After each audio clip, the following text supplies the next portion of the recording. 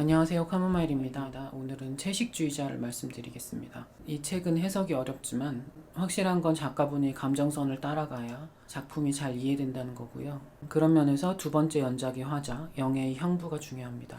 한강 작가님은 채식주의자, 몽고반점, 나무불꽃으로 이어지는 단편에서 각기 다른 눈높이 화자로 주인공 영애를 묘사하는데, 몽상적 성격이 실패한 예술가인 형부는 영애의 독특성을 가장 잘 이해하고 있고 또 감정적으로 가장 강하게 찬탄하고 있습니다.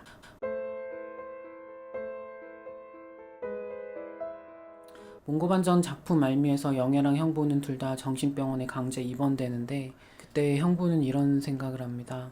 지금 베란다로 달려가. 그녀가 기대서 있는 난간을 뛰어넘어 날아오를 수 있을 것이다. 3층 아래로 떨어져 머리를 박살 낼 수 있을 것이다. 그러나 그는 그 자리에 못 박혀 서서 삶의 처음이자 마지막 순간인 듯 활활 타오르는 그녀의 육체. 밤사이 그가 찍은 어떤 장면보다 강렬한 이미지로 번쩍이는 육체만을 응시하고 있었다.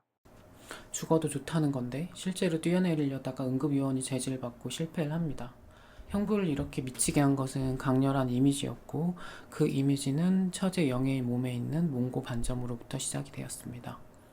결국 몽고 반점이 뭐길래 이런 거친 감정이 생기고 처제와 관계를 가지는 예술 작품을 찍게 되는 건지 이해가 필요합니다.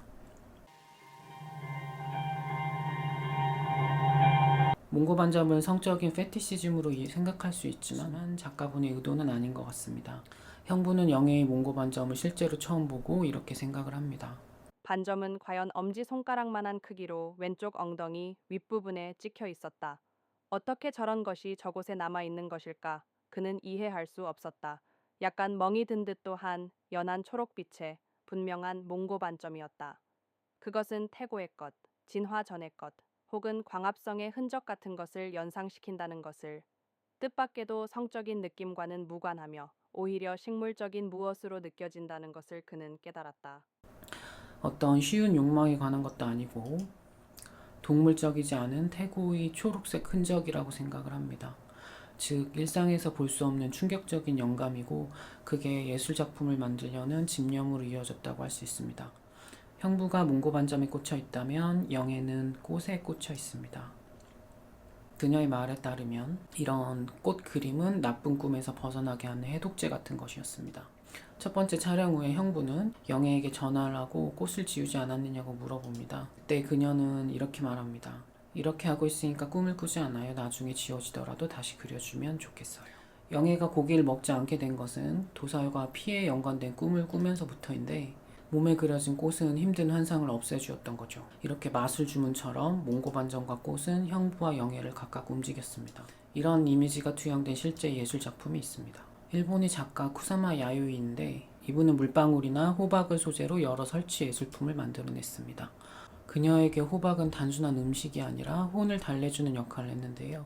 그 마음을 토로한 글을 보겠습니다. 하나의 형태가 마음속에서 거의 신성한 힘을 주는 상징이 되어서, 그게 악몽, 쿠사마 야요이에게는 어린 시절 진단되었던 정신분열증이죠. 그런 어두움도 없애고 예술 제품을 만들어내는 원천이 되었다는 것을 알 수 있습니다. 만다라라고 하는 종교적 표상의 역할이기도 합니다.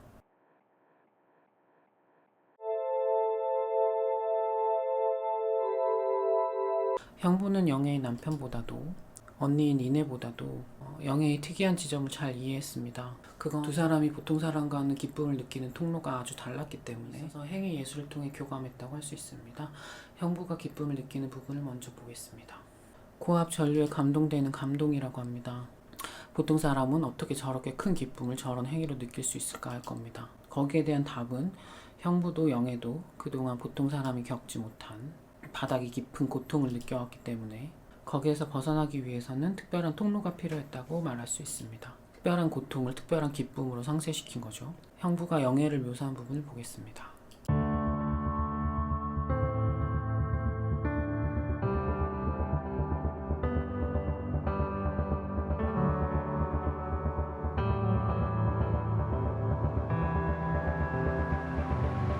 영애는 자기에게 악몽을 주는 게 고기인 줄 알았습니다.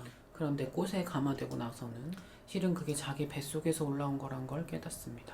조금도 지치지 않은 듯 그녀의 눈은 박명 속에서 술렁거리고 있었다. 고기 때문이라고 생각했었어요. 그녀는 말했다. 고기만 안 먹으면 그 얼굴들이 나타나지 않을 줄 알았어요. 그런데 아니었어요. 그러니까 이제 알겠어요. 그게 내 뱃속 얼굴이라는 걸, 뱃속에서부터 올라온 얼굴이라는 걸. 작품의 중심 주제가 나옵니다. 배라는 건 생명이 태어나는 곳이고 엄마 뱃속에서 아기가 나는 것처럼 영예는 그간의 피 웅덩이 꿈이 고기 같은 물질적인 것에서 온 것이 아니고 어떤 정신적인 것, 그것도 생명이 나온 시점 아니면 그 전부터 시작되었다는 걸 알게 됩니다. 역시나 생명이 시원이 되는 꽃 그림이 자기 몸에 그려진 채 생명을 잉태하는 행위인 남녀의 교접을 통해서 그렇게 알게 된 거죠. 결국 영예와 형부는 다음과 같은 결말을 맞이를 합니다. 그제야 아내가 온 것을 안 듯 처제가 멍한 얼굴로 이 편을 건너다 보았다. 아무것도 담기지 않은 시선이었다. 처음으로 그는 그녀의 눈이 어린아이 같다고 생각했다. 나이가 아니면 가질 수 없는 모든 것이 담긴, 그러나 동시에 모든 것이 비워진 눈이었다. 아니, 어쩌면 어린아이도 되기 이전에 아무것도 눈동자에 담아본 적 없는 것 같은 시선이었다. 눈은 세상을 보는 창인데 거기에 모든 것이 담겼으면서 모든 것이 비워졌습니다. 조금 어려운데 불교적으로 풀이를 하면 이해가 됩니다. 한강 작가님의 아버지인 한승원님도 문학 작가셨고 아제아제 바라아제라는 열반에 대한 소설을 남겼습니다. 따님도 당연히 그 영향을 받았을 것 같습니다. 불교 경전에 색즉시공, 공즉시색이라는 구절이 나오는데 색은 물리적인 세계와 그 현상들을 나타내고 공은 그런 물질적인 존재들이 사실 실체가 없이 비어있다는 의미를 가집니다. 화두로서 던져진 겁니다. 결국 세상을 보는 눈이 색과 공이 다르지 않았다는 걸 깨달았다는 것이고 영예도 형부도 어떤 면에서는 해탈의 결말을 맞이한 겁니다. 네, 이상으로 카모마일이었습니다. 경청해주셔서 감사합니다.